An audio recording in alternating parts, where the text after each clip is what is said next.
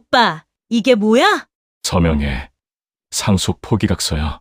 지연아, 내가 잘못했어. 장례식장에서 그러면 안 됐는데 병원비 얘기도 다 내가 잘못한 거야. 소송 취하는 진심이야? 응. 변호사한테 연락했어. 서류 준비 중이야. 왜? 아버지가 옳았어. 나는 그걸 인정해야 할 것 같아. 재판 가봤자 내가 이길 수 없다는 것도 알고. 지연아, 내가 아버지 계좌에서 돈 빼간 거, 그건 내가 나중에 갚으려고 했어. 아버지가 돈이 필요하다고 하셔서 내가 일시적으로 옮겨둔 거였어. 아버지가 요청하셨어? 뭐 간접적으로. 지연아, 우리 이제 어떻게 할 거야? 남이 될 거야? 남이 되는 건 오빠가 결정하는 거 아니야. 내가 결정하는 것도 아니고. 이미 그렇게 된 거야. 장례식장에서. 오빠가 그렇게 만든 거야. 소송 취하하는 거 고마워. 그런데 그게 끝은 아니야. 아버지 재산은 아버지 뜻대로 정리할 거야. 오늘도 이렇게 찾아주셔서 감사합니다. 이야기에 앞서 구독과 좋아요는 영상 제작에 아주 큰 힘이 됩니다. 이 이야기는 실화를 바탕으로 제작되었으며 사연자의 신원보호를 위해 각색되어 송출됨을 알려드립니다. 아버지가 돌아가셨다는 전화를 받은 건 새벽 2시였다. 나는 그 시간에도 잠을 자지 못하고 있었다. 며칠째 그랬다. 병원에서 오늘 내일 한다는 말을 들은 뒤로 잠자리에 누워도 눈이 천장만 바라보고 있었다. 전화기가 울렸을 때 나는 이미 알고 있었다. 손이 저절로 떨렸다. 장례식장은 아버지가 입원해 계시던 병원 바로 옆 건물이었다. 도착했을 때는 새벽 3시가 넘어 있었다. 오빠 도연이는 이미 와 있었다. 검은 양복을 빳빳하게 차려입고 장례 담당자와 무언가를 낮은 목소리로 의논하고 있었다. 나를 보자 짧게 고개를 끄덕였다.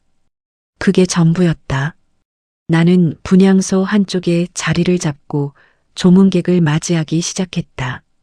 아버지의 영정사진이 국화꽃 사이에 걸려 있었다. 어느 해 가을 우리 셋이 함께 찍은 사진에서 도연이와 나를 잘라낸 것이었다. 아버지는 그 사진에서 웃고 있었다. 나는 그 웃음을 보지 않으려고 시선을 발끝으로 내렸다. 오전이 되자 사람들이 몰려들었다.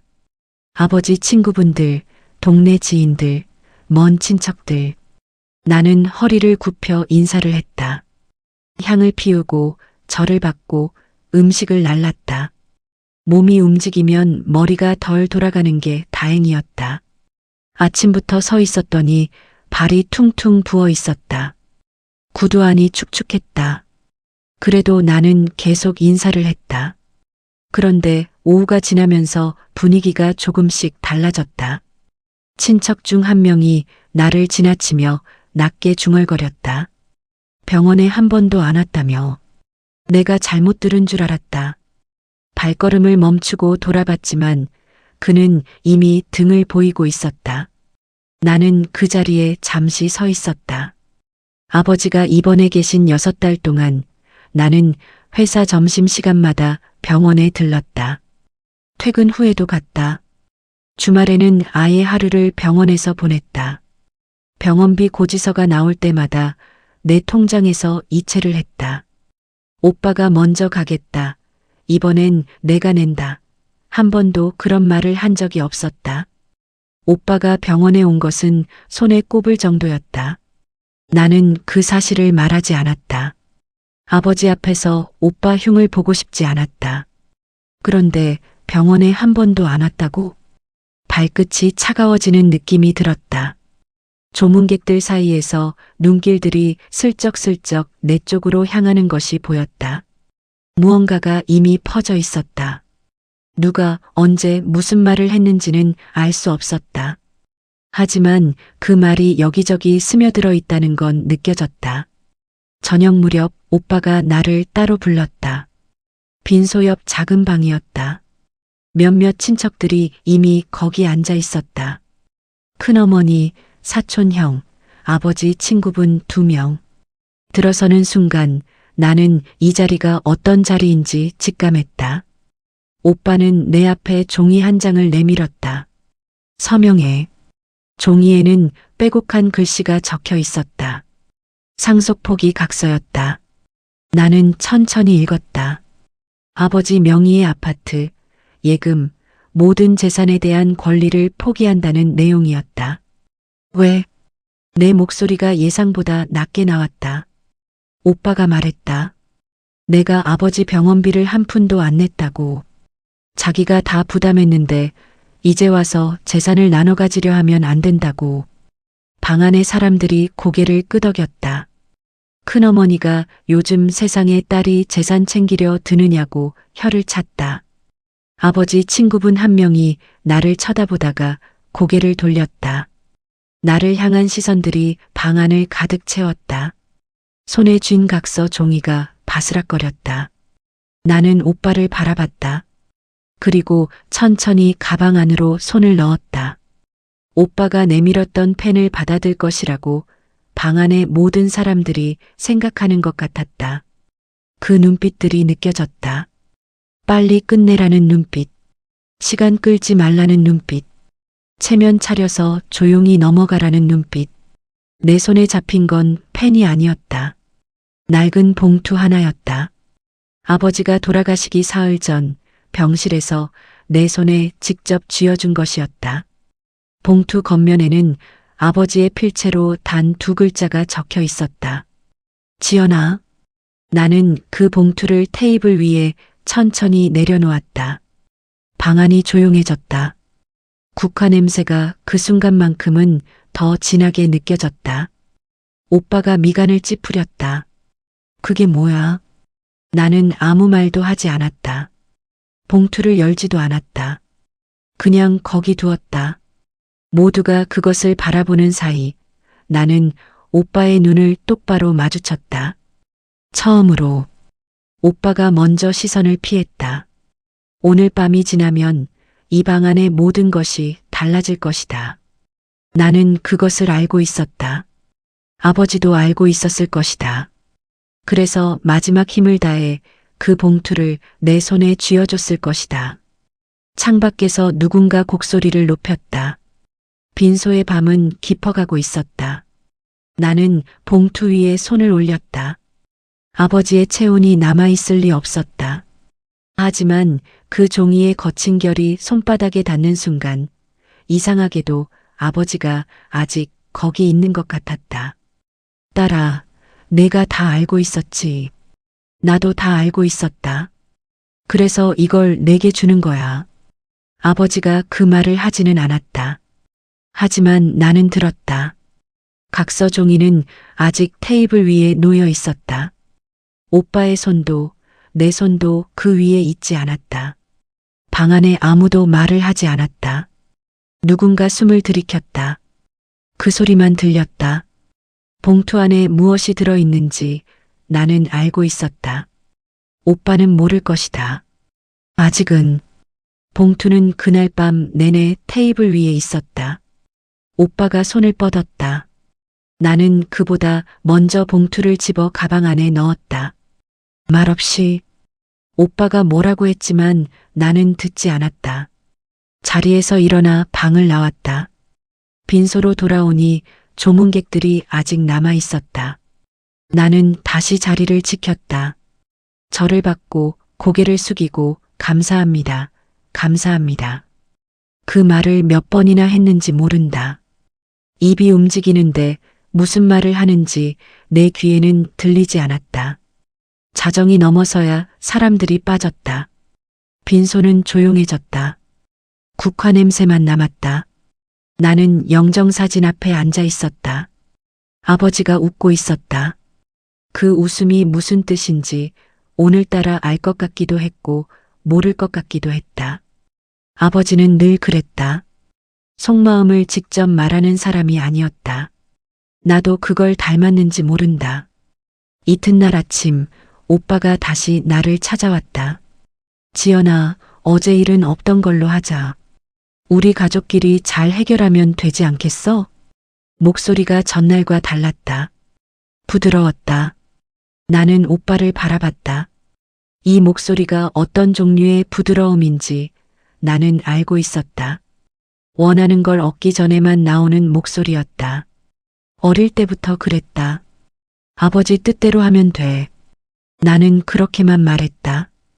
오빠의 눈이 가늘어졌다. 아버지 뜻이 뭔지 내가 알아? 아버지가 직접 말씀하셨어? 그 봉투에 뭐가 들었는지 나는 알 권리가 있어. 나도 자식이야. 나는 대답하지 않았다. 오빠는 한참을 서 있다가 돌아갔다. 발이는 오전 10시였다. 운구차가 장례식장 앞에 섰다. 친척들이 다시 모였다. 오빠는 상주 완장을 차고 앞에 섰다. 나는 그 옆에 섰다. 누가 시킨 게 아니었다. 내가 아버지 딸이었으니까. 그런데 큰어머니가 내 팔을 잡아당겼다. 지연아, 상주는 도연이 혼자 하면 돼. 너는 뒤에서. 조용한 목소리였다. 주변에 사람이 많았다. 나는 큰어머니를 바라봤다. 큰어머니는 내 눈을 보지 않았다. 주변의 사람들도 내 쪽을 보지 않았다. 모두가 그 말을 들었다는 듯 아무렇지 않게 서 있었다. 나는 뒤로 물러섰다. 운구 행렬이 움직이기 시작했다. 아버지의 관이 차에 실렸다. 나는 그 뒷모습을 바라봤다. 발이 움직이지 않았다. 화장이 끝나고 유골함이 나왔을 때 오빠가 그것을 받았다. 나는 옆에 서 있었다. 손을 내밀었지만 오빠는 유골함을 이미 가슴에 안고 있었다. 자연스럽게 처음부터 그럴 계획이었던 것처럼 납골당에 아버지를 모시고 나서 친척들은 인근 식당으로 자리를 옮겼다. 음식이 나왔다. 소주가 돌았다. 오빠가 인사말을 했다. 아버지가 얼마나 고생하셨는지, 자신이 옆에서 얼마나 챙겼는지. 사람들이 고개를 끄덕였다. 누군가 수고했다며 오빠 등을 두드렸다. 나는 밥을 먹지 않았다. 젓가락을 집었다가 내려놨다. 창밖으로 도로가 보였다. 차들이 지나갔다. 아무것도 모르는 것처럼. 식사가 끝나고 사람들이 하나둘 일어났다. 오빠가 나에게 다가왔다. 이번에는 다른 사람들이 없었다. 지연아, 그 봉투 오늘 안으로 나한테 줘. 같이 확인해 보자고. 아버지 재산 문제는 변호사 통해서 정리하는 게 맞아. 내가 혼자 갖고 있으면 안 돼. 나는 가방을 무릎 위에 올렸다. 봉투가 안에 있었다. 아버지의 필체가 적힌 그 봉투가. 오빠, 나 먼저 갈게. 나는 자리에서 일어났다. 오빠가 뭐라고 했다. 뒤에서 목소리가 높아졌다. 나는 걸음을 멈추지 않았다. 주차장으로 나오니 바람이 불었다. 차에 타서 핸들을 잡았다. 그제야 손이 떨렸다. 아까부터 떨고 싶었는데 이제야 허락이 된 것처럼. 가방 안에 봉투를 꺼냈다. 아직 열지 않은 상태였다. 아버지가 쥐어줄 때 나는 그 자리에서 열지 않았다. 아버지가 눈으로 말했다. 나중에. 혼자서. 지금이 그때인 것 같았다. 하지만 손이 멈췄다. 봉투를 열면 무언가가 시작될 것이다. 그게 무엇이든 열고 나면 나는 더 이상 지금과 같은 방식으로 있을 수 없을 것이다. 나는 봉투를 다시 가방 안에 넣었다. 핸들을 잡고 시동을 걸었다. 도로로 나섰다. 100m의 납골당 건물이 보였다가 사라졌다. 아버지, 나 잘할 수 있을까요? 아무도 없는 차 안에서 그 말이 나왔다. 집에 돌아와 현관에 가방을 내려놨다. 불도 켜지 않았다. 어두운 거실 소파에 그대로 앉았다. 오빠 얼굴이 자꾸 떠올랐다. 큰어머니 목소리도. 뒤에서 그 두 마디가 귓가에 맴돌았다. 장례식 내내 나는 아버지 딸이었는데 아무도 그렇게 대하지 않았다. 얼마나 앉아 있었는지 모른다. 시계를 보니 밤 10시가 넘어 있었다. 그때 오빠에게서 문자가 왔다. 내일 변호사 사무소에서 만나자고 했다. 주소가 찍혀 있었다. 나는 화면을 읽고 나서 한참 동안 그 주소를 바라봤다. 오빠가 이미 변호사를 선임해 두었다는 뜻이었다. 언제부터인지는 알 수 없었다. 아버지가 살아계실 때부터인지도. 가방 안에서 봉투를 다시 꺼냈다. 불도 안 켠 어둠 속에서 이번에는 열었다. 봉투 안에는 2가지가 들어 있었다. 한 장은 손으로 직접 쓴 편지였다. 아버지의 필체였다. 볼펜 힘이 약해서 글씨가 군데군데 흐릿했다. 마지막에 입원하시기 전보다 더 힘이 없어진 글씨였다. 나는 불을 켜지 않은 채로 핸드폰 불빛에 기대어 읽었다. 지연아, 내가 이걸 읽을 때쯤이면 아빠는 없겠지. 미리 써두는 거다. 할 말이 많은데 막상 쓰려니 뭐부터 써야 할지 모르겠다. 아빠가 틀렸다. 도연이 말만 들었다. 내가 얼마나 힘들었는지 아빠는 알면서도 못 본 척했다. 그게 제일 미안하다. 통장 사본이랑 서류는 봉투 안에 같이 있다. 변호사 이름은 박성준이다. 전화번호 적어뒀다. 그 사람한테 가면 다 알려줄 거다. 아빠가 해줄 수 있는 건 이게 마지막이다. 잘 써라. 편지는 거기서 끝났다. 서명 대신 아버지 이름 3글자가 적혀 있었다. 나는 한참을 그 종이를 들고 있었다. 울지 않았다. 울 것 같지도 않았다. 이상하게도 아무것도 느껴지지 않았다. 그냥 어두운 거실에 앉아서 아버지의 글씨를 보고 있었다. 이게 마지막이다 라고 쓴 사람이 이제 없다는 것을 머리로는 알았다. 하지만 어딘가에서는 아직 실감이 되지 않았다. 2번째는 A4 용지 2장이었다. 은행 계좌 거래 내역이었다. 아버지 명의의 계좌에서 빠져나간 이체 기록들이 날짜 순으로 찍혀 있었다. 금액이 작지 않았다. 나는 날짜를 확인했다. 아버지가 입원해 계시던 기간이었다. 병원비 고지서가 나오던 시기와 정확히 맞물렸다. 받는 계좌는 도연이 오빠 명의였다. 나는 종이를 내려놨다. 병원비는 아버지 돈으로 낸 것이었다. 오빠가 낸 게 아니었다. 오빠는 아버지 계좌에서 돈을 받아놓고 자신이 부담한 것처럼 말하고 다닌 것이었다. 장례식장에서 친척들 앞에서 나를 몰아붙이면서 머리가 아프지 않았다. 화가 나지도 않았다. 그냥 알아버렸다는 느낌이었다. 이미 어딘가에서 알고 있었던 것을 이제야 눈으로 확인한 것 같은. 이튿날 아침 나는 아버지가 편지에 적어준 변호사에게 전화를 걸었다. 박성준 변호사는 전화를 받자마자 내 이름을 확인했다. 기다리고 있었다는 듯이. 김지연 씨 맞으시죠? 아버님께서 미리 연락을 주셨어요. 오늘 오실 수 있으세요? 변호사 사무소는 아버지가 사시던 동네 근처에 있었다. 작은 건물 3층이었다. 나는 계단을 올라가면서 아버지가 이 계단을 걸어 올라갔을 것을 생각했다. 혼자서 아무한테도 말하지 않고. 언제였을까? 입원 전이었을 것이다. 걸을 수 있을 때. 박 변호사는 서류를 미리 준비해 두고 있었다. 아버님께서 공증까지 마치신 상태입니다. 유언장은 법적 효력이 있어요. 부동산과 금융 자산 전부를 김지연 씨 앞으로 정리해 두셨습니다.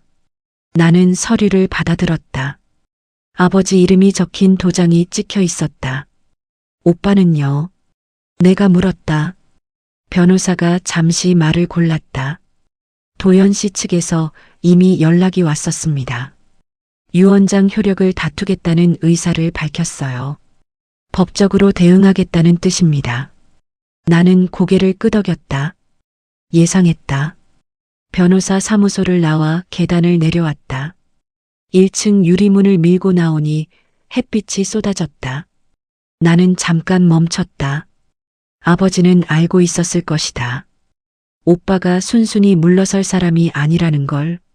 그래서 공증까지 받아두고 변호사를 미리 소개해 준 것이다. 말 한마디 없이 그 봉투 하나로 서류가 든 가방이 어깨에 걸려 있었다. 무거웠다. 다만 내가 그것을 들고 걸어갈 수 있다는 것을 알았다. 무거운 채로도 오빠에게서 전화가 왔다. 진동이 2번, 3번 울렸다. 받지 않았다. 핸드폰을 가방에 넣고 걸음을 옮겼다. 할 말은 법정에서 하면 됐다. 그런데 그날 오후 예상하지 못한 사람에게서 연락이 왔다. 큰어머니였다. 발인 날 나에게 뒤에 서라고 했던 그분이. 짧은 문자였다. 지연아, 나 좀 보자. 할 말이 있다. 무슨 말인지 짐작이 가지 않았다. 큰어머니가 오빠 편이 아닌 다른 이유로 나를 찾을 것이라고는 생각하기 어려웠다. 나는 한동안 그 문자를 보다가 짧게 답했다. 언제요? 약속은 이틀 뒤로 잡혔다. 근처 커피숍이었다. 나는 핸드폰을 주머니에 넣고 길을 걸었다. 바람이 불었다. 아버지 동네 골목의 바람은 늘 이런 냄새가 났다. 오래된 담벼락과 은행나무와 뭔지 모를 것들이 섞인 냄새. 어렸을 때부터 맡아온 냄새였다. 이 동네에서 아버지는 평생을 사셨다. 이 골목을 수백 번, 수천 번 걸으셨을 것이다. 나는 아버지가 걸었을 그 발자국 위를 걷는 것 같은 느낌으로 천천히 걸음을 옮겼다. 서두르지 않아도 됐다. 큰어머니는 무슨 말을 하려는 걸까? 그 생각이 내내 머릿속을 떠나지 않았다. 커피숍은 아버지 동네 골목 끝에 있는 작은 가게였다. 큰어머니는 이미 와 계셨다. 창가 자리에 앉아 커피잔을 2손으로 감싸고 있었다. 나를 보자 손을 들었다. 어색한 동작이었다. 평소에 큰어머니답지 않게. 나는 맞은편에 앉았다. 아메리카노를 시켰다. 주문을 받으러 온 직원이 돌아가고 나서야 큰어머니가 입을 열었다. 지연아, 나 할 말이 있어서 불렀는데. 알아요. 큰어머니가 잠깐 나를 바라봤다가 커피잔을 내려놨다. 발인 날 뒤에 서라고 한 거 미안하다. 그 말은 내가 잘못했어. 나는 대답하지 않았다. 미안하다는 말을 받을 준비가 됐는지 아직 모르겠다는 생각이 들었다. 도연이가 며칠 전부터 친척들한테 전화를 돌렸어. 지연이가 병원에 한 번도 안 왔다고, 아버지 마지막을 나 몰라라 했다고. 나도 처음엔 그 말이 맞는 줄 알았어. 도연이가 워낙 확신 있게 말하니까. 큰어머니 목소리가 낮아졌다. 그런데 이상했어. 내가 병원에 갔을 때 아버지 병실에 네 물건이 있었거든. 보온병이랑 수건이랑. 간호사한테 물어봤더니 딸이 매일 왔다고 하더라고. 나는 커피잔을 들었다가 내려놨다. 손이 차가웠다. 그때 알았어. 내가 잘못 알았다는 걸. 근데 장례식장에서는 이미 분위기가 그렇게 돼버려서 나도 거기 휩쓸린 거야. 큰어머니가 나를 바라봤다. 눈이 조금 충혈돼 있었다. 지연아, 나는 도연이 편 들려고 부른 게 아니야. 미안하다는 말하고 싶었어. 그리고 한 가지만 말해주고 싶었어. 뭔데요? 아버지가 입원하시기 전에 나한테 전화를 한 번 하셨어. 지연이가 고생이 많다고. 도연이는 자기 일 바빠서 잘 못 오는데 지연이가 다 챙겨준다고. 고맙다는 말을 그 애한테 직접 못해서 미안하다고. 나는 아무 말도 못했다. 아버지가 그런 말씀을 하셨다는 걸 몰랐다. 나한테 직접 하신 적이 없었다. 전화 한 통으로 큰어머니한테 하셨다는 걸 지금 여기서 처음 들었다. 아버지는 그런 분이었다. 고맙다는 말, 미안하다는 말을 정작 내 앞에서는 하지 못하셨다. 그걸 이제야 안다는 게 이상하게도 슬프지 않았다. 그냥 그분이었구나 싶었다. 창밖으로 골목이 보였다. 은행나무 잎이 하나씩 떨어지고 있었다. 손님이 없는 카페 안에 원두 냄새가 조용히 깔려 있었다. 큰어머니가 핸드백에서 봉투를 하나 꺼냈다. 이건 아버지가 나한테 맡겨두신 거야. 지연이한테 전해달라고. 뭐가 들었는지는 나도 몰라. 나는 봉투를 받았다. 아버지 글씨가 아니었다. 봉투에는 아무것도 적혀 있지 않았다. 그 자리에서 열어보기가 어려웠다. 큰어머니는 커피값을 내겠다고 했다. 나는 괜찮다고 했다. 우리는 짧게 인사를 나눴다. 큰어머니가 먼저 일어섰다. 가다가 한번 뒤를 돌아봤다. 무슨 말을 더 하려다가 그냥 나가셨다. 나는 혼자 남았다. 봉투를 열었다. 안에는 사진 한 장이 들어 있었다. 오래된 사진이었다. 빛이 발해서 색이 흐릿했다. 아버지와 나였다. 내가 7살, 8살쯤 됐을 때인 것 같았다. 아버지 어깨 위에 올라탄 채로 내가 웃고 있었다. 아버지도 웃고 있었다. 어디서 찍은 건지 기억이 나지 않았다. 기억나지 않는데 이상하게 그 장면의 온기가 느껴지는 것 같았다. 아버지 어깨가 얼마나 넓었는지 사진 뒷면에 볼펜으로 짧게 적혀 있었다. 잘 살아라. 아빠가 미안하다. 나는 사진을 뒤집어 다시 앞면을 봤다. 웃고 있는 아버지를 봤다. 어깨 위에서 웃고 있는 나를 봤다. 그때서야 눈물이 났다. 소리 없이 커피숍 안에서 혼자서 아메리카노가 식어가고 있었다. 나는 다 식을 때까지 그 사진을 들고 있었다. 재판은 다음 달에 첫 기일이 잡혀 있었다. 오빠는 유언장 무효를 주장하는 소장을 법원에 제출한 상태였다. 박 변호사는 충분히 이길 수 있다고 했다. 증거가 명확하다고. 이기고 지는 것이 지금 이 순간 중요한지 잘 모르겠다는 생각이 들었다. 손안에 사진이 있었다. 아버지가 맡겨두고 간 것이. 창밖에서 은행나무 잎이 또 하나 떨어졌다. 집으로 돌아오는 버스 안에서 핸드폰이 울렸다. 오빠였다.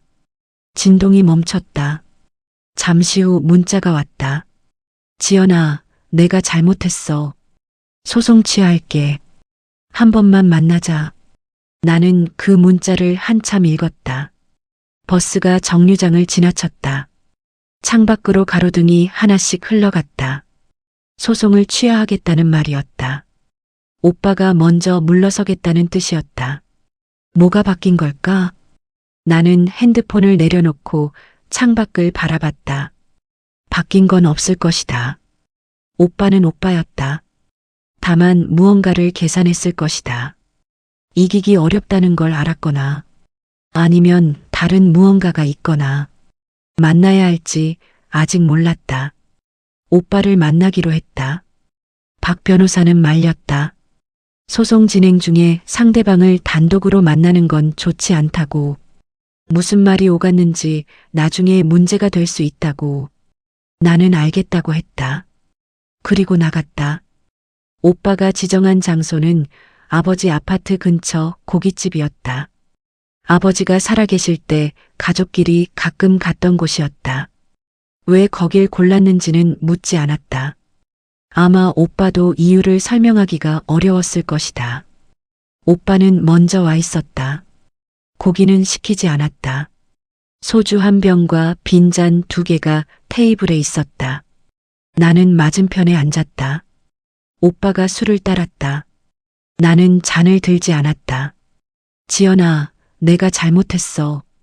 오빠가 먼저 말했다. 목소리가 낮았다. 장례식장에서 그러면 안 됐는데. 병원비 얘기도 다 내가 잘못한 거야. 나는 오빠를 바라봤다. 이 자리에 나를 부른 게 단순히 사과를 하기 위해서가 아닐 거라는 건 알았다. 하지만 먼저 들어보기로 했다. 소취하는 진심이야? 응. 변호사한테 연락했어. 서류 준비 중이야. 왜? 오빠가 소주잔을 들었다가 내려놨다. 아버지가 옳았어. 나는 그걸 인정해야 할 것 같아. 재판 가봤자 내가 이길 수 없다는 것도 알고. 근데 그것보다 오빠가 말을 멈췄다. 그것보다 아버지 돌아가시고 나서 꿈을 꿨어. 꿈에서 아버지가 아무 말도 안 하고 나를 보고만 있었어. 무섭지는 않았는데 그냥 잠에서 깼을 때 너무 힘들었어. 나는 대답하지 않았다. 테이블 위 숯불에서 연기가 피어올랐다. 환풍기 소리가 낮게 깔렸다. 오빠는 소주잔을 만지작거리다가 다시 내려놨다. 지연아, 내가 아버지 계좌에서 돈 빼간 거, 그건 내가 나중에 갚으려고 했어. 아버지가 돈이 필요하다고 하셔서 내가 일시적으로 옮겨둔 거였어. 나는 오빠를 바라봤다. 아버지가 요청하셨어? 오빠가 잠깐 눈을 피했다. 간접적으로. 나는 그 말을 되뇌었다. 오빠가 무슨 말을 하는지 알 것 같았다. 아버지가 직접 요청하신 게 아니라는 뜻이었다. 오빠 스스로 판단해서 옮긴 것이었다. 그걸 나중에 갚으려 했다고 말하는 것이었다. 나는 아무 말도 하지 않았다. 침묵이 길어졌다. 오빠가 먼저 깼다. 지연아, 우리 이제 어떻게 할 거야? 남이 될 거야? 나는 그 말을 듣고 잠시 생각했다. 오빠랑 나는 아버지 장례 내내 같은 공간에 있었다. 같은 빈소에서 같은 아버지를 보냈다. 하지만 우리가 보낸 사람이 같은 사람이었는지는 모르겠다는 생각이 들었다. 오빠가 기억하는 아버지와 내가 기억하는 아버지가 같은 사람인지. 남이 되는 건 오빠가 결정하는 거 아니야. 내가 말했다. 오빠가 나를 봤다. 내가 결정하는 것도 아니고 이미 그렇게 된 거야. 장례식장에서 오빠가 그렇게 만든 거야. 오빠의 표정이 굳었다. 나는 계속했다. 소치야 하는 거 고마워. 그런데 그게 끝은 아니야. 아버지 재산은 아버지 뜻대로 정리할 거야. 그리고 계좌에서 빠져나간 돈은 따로 정산할 거야. 변호사 통해서. 오빠가 아무 말도 하지 않았다. 나는 자리에서 일어났다. 지갑을 꺼내 테이블에 10,000원을 올려놨다. 소주값 정도는 됐다. 오빠, 아버지 기일에는 와. 그날만큼은 같이 가자. 그 말을 마지막으로 나는 고깃집을 나왔다. 바깥은 어두웠다. 아버지 아파트 불빛이 멀리 보였다. 아직 아무도 살지 않는 아파트였다. 정리를 해야 하는데 아직 그럴 마음이 들지 않았다. 걸으면서 핸드폰을 꺼냈다. 박 변호사에게 문자를 보냈다. 오빠가 소치아 의사를 밝혔고 계좌 정산은 별도로 진행하고 싶다고. 답장이 바로 왔다. 알겠습니다. 잘하셨습니다. 잘한 건지 모르겠다는 생각이 들었다. 하지만 할 수 있는 말은 다 했다. 아버지가 살아서 하지 못한 말들을 나는 오늘 했다. 그걸로 됐다. 며칠 뒤 아버지 아파트에 처음으로 혼자 들어갔다. 현관문을 여는데 손이 조금 떨렸다. 불을 켜니 아버지 물건들이 그대로 있었다. 거실 소파, 텔레비전, 낡은 슬리퍼, 부엌 찬장에는 아버지가 드시던 약들이 줄지어 놓여 있었다. 나는 그 앞에 한참 서 있었다. 서랍을 하나씩 열었다. 오래된 사진들이 나왔다. 도장이 나왔다. 낡은 지갑이 나왔다. 지갑 안에 잔돈이 조금 들어 있었다. 5,000원짜리 1장, 1,000원짜리 2장. 아버지가 마지막으로 넣어두신 돈이었다. 나는 그 돈을 꺼내지 않았다. 지갑을 그대로 덮고 서랍에 다시 넣었다. 아직은 치울 수가 없었다. 창밖으로 아버지가 매일 보셨을 풍경이 있었다. 낡은 아파트들, 골목, 그 너머 작은 공원. 늦가을 오후의 빛이 그 위로 내려앉고 있었다. 아버지는 이 창 앞에서 무슨 생각을 하셨을까? 그 답을 이제는 물어볼 수 없었다. 그게 전부였다. 물어볼 수 없다는 것. 그리고 어떻게든 살아야 한다는 것. 끝까지 청취해 주셔서 감사합니다. 구독과 좋아요, 댓글은 영상 제작에 큰 힘이 됩니다. 항상 건강하시고 행복하세요.